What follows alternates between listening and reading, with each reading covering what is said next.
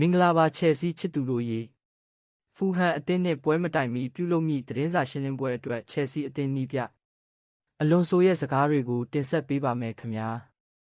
အလွန်ဆိုကကျွန်တော်ကကစားသမားတွေနဲ့ယင်းနီးနီးကပ်စွာရှိနေပြီးလေ့ကျင့်ရေးအစီအစဉ်တွေမှာကိုယ်တိုင်ပါဝင်လှုပ်ဆောင်ရတာကိုသဘောကျပါတယ်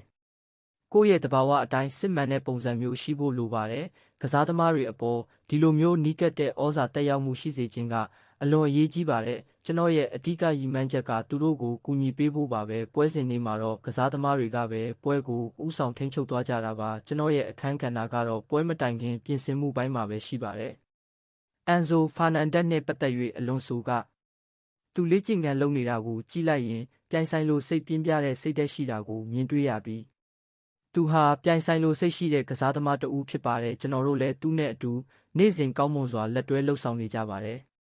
သူ့ကိုဆိုစီတက်နဲ့ပွဲမှာအော်ဟစ်ခဲ့ရမှုတွေဘောရှိခဲ့တယ်လို့သူ့နာမည်ကိုလည်းအော်ဟစ်အားပေးခဲ့ကြပါတယ်ဒါကထူးဆန်းတဲ့ကိစ္စမျိုးမဟုတ်ပါဘူးဖြစ်လေဖြစ်ထားရှိတဲ့အခြေအနေတစ်ခုပါပဲကျွန်တော်တို့သူ့ကိုအားပေးထောက်ခံပါတယ်အန်ဇိုကအလွန်ကောင်းမွန်တဲ့ကစားသမားတစ်ယောက်ထိပ်တန်းကစားသမားတစ်ယောက်ဖြစ်တယ်လို့အသင်းအတွက်လည်းအလွန်ရေးပါသူတဦးဖြစ်ပါတယ်ကိုဝဲနှစ်ပတ်သက်၍အလွန်ဆိုကရာသီကြိုပြင်ဆင်မှုကာလ pre-season ကိုကောင်းမွန်စွာဖျက်ဆီးနိုင်ခဲ့တာကသူ့အနေနဲ့အချိန်ကိုက်မှန်ကန်တဲ့ခြေလှမ်းတွေလှမ်းနိုင်ဖို့အထောက်အကူဖြစ်စေခဲ့ပါတယ်။ပြီးခဲ့တဲ့ရာသီတုန်းကလည်းသူဟာခြေစွမ်းကောင်းနဲ့ပဲရာသီသိမ်းနိုင်ခဲ့ပါတယ်။အခုလည်းသူ့အနေနဲ့အခြေအနေကောင်းမွန်နေပါတယ်။ယုံကြည်မှုနဲ့ကြံ့ခိုင်မှုအပြည့်အဝရှိတာကြောင့်သူ့စီကနေအကောင်းဆုံးခြေစွမ်းကိုမြင်တွေ့ရလိမ့်မယ်လို့ကျွန်တော်တို့မျှော်လင့်ထားပါတယ်။ကျွန်တော်အမြင်ရဆိုရင်သူဟာကမ္ဘာအကောင်းဆုံးဗဟိုနောက်ခံလူတွေထဲကတဦးဖြစ်ပြီးစွမ်းဆောင်ရည်စုံလင်ကပြိုင်ဘက်အပေါ်လွှမ်းမိုးကစားနိုင်စွမ်းရှိသူတဦးဖြစ်ပါတယ်။လက်ဗီဟာကျွန်တော်တို့အသင်းအတွက်အဓိကကျတဲ့ကစားသမားတဦးဖြစ်လာမှာပါ။ကစားသမားတစ်ပါလက်စတာအပေါ်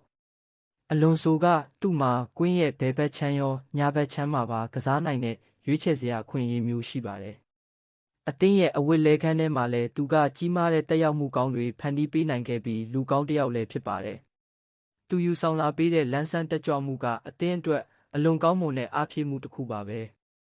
သူ့ရဲ့ကစားသမားပုံစံကဒီနေရာမှာတိတ်မတွေ့ရလေရှိတဲ့ကွဲပြားခြားနားတဲ့ပုံစံမျိုးဖြစ်ပေမဲ့အီတလီမှာတော့အတော်လေးအတွေ့ရများတဲ့ပုံစံမျိုးဖြစ်ပါတယ်။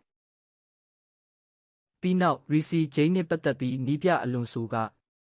နေရာစုံမှာကစားနိုင်တဲ့ကစားသမားတွေရှိနေတာကကောင်းမွန်တဲ့အချက်ပါပဲ။သူ့ကိုစိတ်သက်ပိုင်းဆိုင်ရာရောစိတ်နေသဘောထားရပါကောင်းမွန်တဲ့အခြေအနေမှာရှိနေတာကိုကျွန်တော်မြင်တွေ့ရပါတယ်။ဒီကလပ်အသင်းကသူ့အတွက်အလွန်အရေးပါပါတယ်။ကျွန်တော်တို့အနေနဲ့ကောင်းမွန်တဲ့အရှိန်ဟုန်နဲ့အတူလန်းဆန်းတက်ကြွတဲ့အစပျိုးမှုမျိုးကိုပြုလုပ်ချင်ပါတယ်။နောက်ထပ်သတင်းထူးအနေနဲ့ချယ်ဆီအသင်းတိုက်စစ်ကစားသမားနီကိုလက်ဂျက်ဆင်ကိုခေါ်ယူဖို့စိတ်ဝင်စားနေသည့်ကလပ်အသင်းများထဲတွင်အက်တလက်တီကိုအသင်းလဲပါဝင်လာခဲ့ပြီးအငှားစာချုပ်ဖြင့်သာခေါ်ယူရန်ကမ်းလှမ်းထားပါသည်